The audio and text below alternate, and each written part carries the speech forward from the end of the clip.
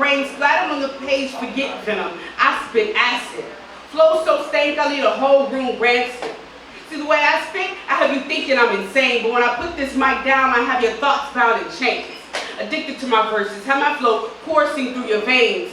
More powerful than any drug that's man-made, more like psychological enhancers. I'm here to elevate your brain. Once you hear what I spit, I swear you'll never be the same. Because I spit metaphors more potent than cyanide, I told you.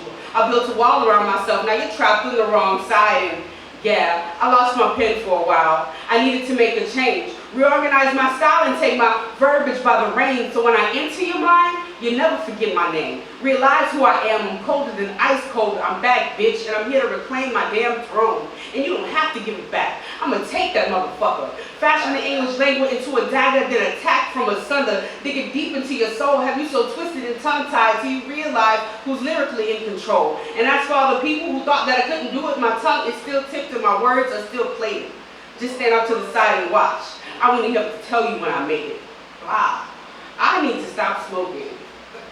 I smoke a lot. I know, but I did it, goddammit. I went fishing yesterday, and I realized that I needed to stop smoking while fishing, which is like it's not a hard sport, right? You just put the pole in the water, but then reeling in the fish and walking over and help other people get fish. Oh my God, to get the crab and bending down and shit, like my lungs were like, oh God, Alex, do better. You need us. Anyway, y'all ready for the next poem? Yeah. I need to drink first. Yeah, that was great. I thought you were still just No, I'll do better next time and say I'm done. No, you're never done. I think you were just not able to not do that. My album is my first album. It's called Scattered Thoughts. It's called Scattered Thoughts for a reason. You know, I'm sorry, but my thoughts be jumbled everywhere. This poem has a funny story about the title. So I didn't know what to call this piece, and the piece is very close to me, and I got frustrated, so I just called it Vomit Nation. And I feel like that title isn't appropriate for this poem. So I asked a friend what I should title it, and she said Porcelain Altar. And I think that sounds better than Vomit Nation. Vomit Nation? It's only a little. Huh? Only a little. I mean, it's a different, splitting hairs. Porcelain Altar. Yeah. I mean, if you guys give me a better title, I will take it. Trust me. Pray to the porcelain god. Pray to the porcelain god. Is it about throwing out the toilet, right? Yes. Yeah. Yes. Porcelain god. I like that. Praying to the porcelain god. I'm gonna write that shit down. I'm sorry I'm taking long, y'all.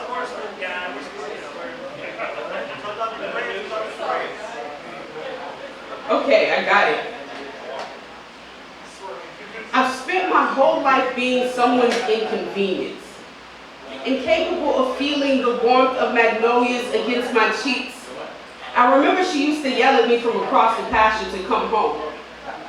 I have known no honeysuckle nectar as sweet as the one next to my grandmother's house. It's been a long time since I heard her voice.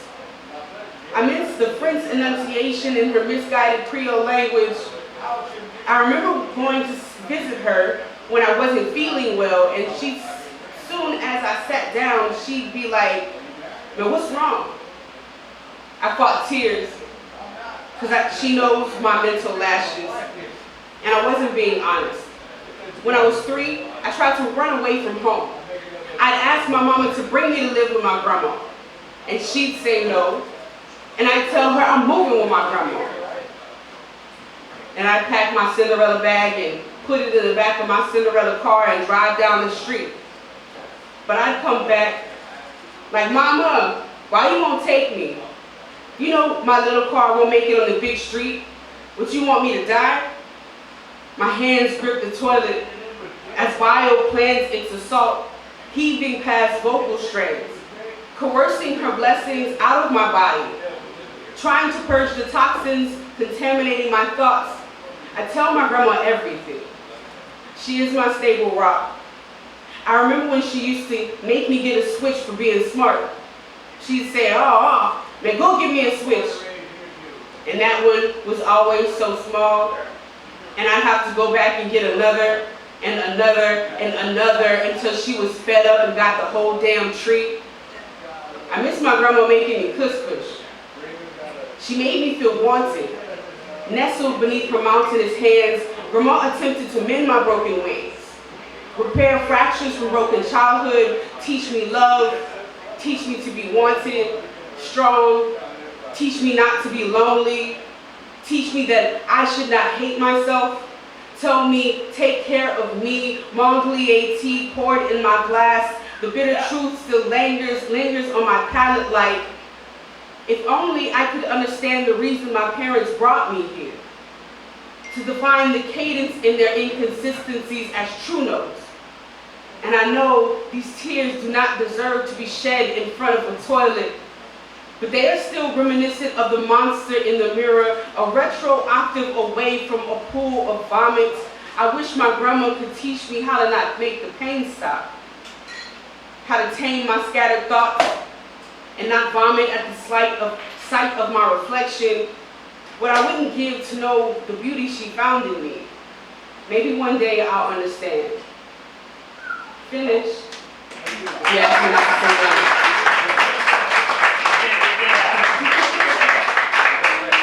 Okay, I guess I have one more, unless you guys want more than one more. Not three, two maybe.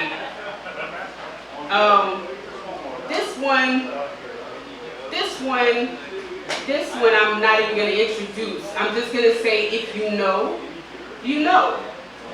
And if you know, you the shit for knowing.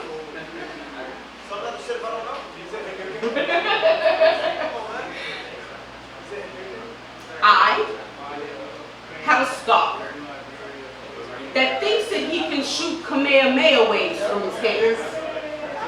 Thinks that if he throws a Hadouken, he can destroy all the peasants trying to storm my castle.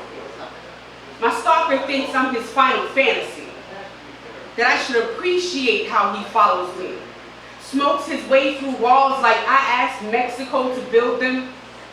Like he can't understand this ain't no Borderlands, no Mortal Kombat.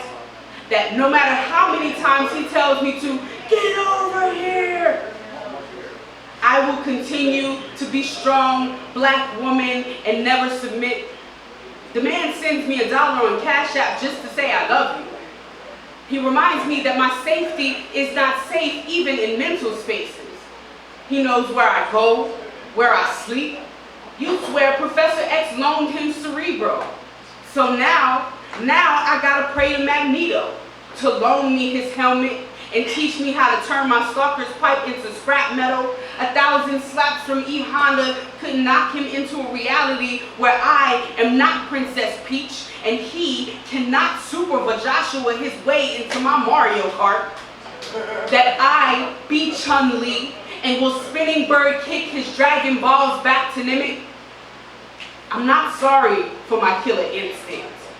I'll pray to transform into cinder the next time he tries to touch me, that Jago be my partner in this street fight, and Tiger Palm his bitch ass for not respecting my black orchid. My stalker taught me that my no doesn't mean no, whether I'm awake or asleep. He just thinks he's Kane the fucking Conqueror and can slip into any time stream, but gets mad when he can't gain consent to slip into me, like he can just shove his Nintendo cartridge into my PS5. As if persistence is just another cheat code, as if pressing X fast enough can override my boundaries.